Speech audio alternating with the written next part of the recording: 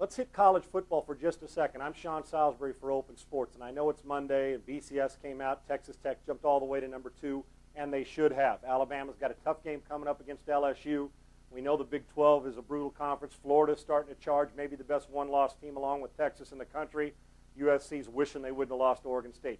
But let's go back and talk about Mike Leach. Mike Leach, and I've known Mike for a long time.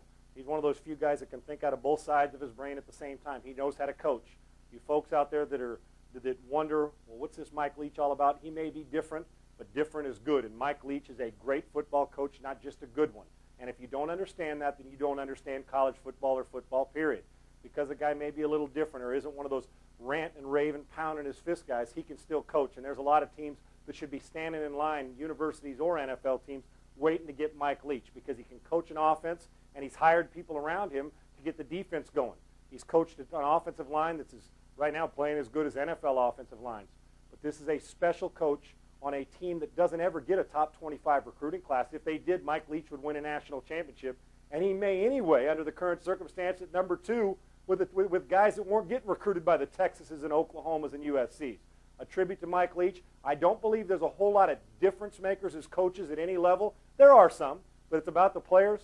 Mike Leach is a difference maker. People will be staying in line. Texas Tech, if you want him, you're going to have to pay him and make him one of the highest paid coaches in college football if you want him to stay in Lubbock. And I would suggest that you do that because he's always going to keep you in the hunt. And he's not only got you in the hunt, he's got you near the top of the list. An Alabama loss and a Texas Tech win against Oklahoma State makes them the #1 team in the country, folks. I'm talking about the Texas Tech Red Raiders, yes. Mike Leach's football team, and Graham Harrell is your Heisman Trophy winner if we voted today. That's why we don't vote today.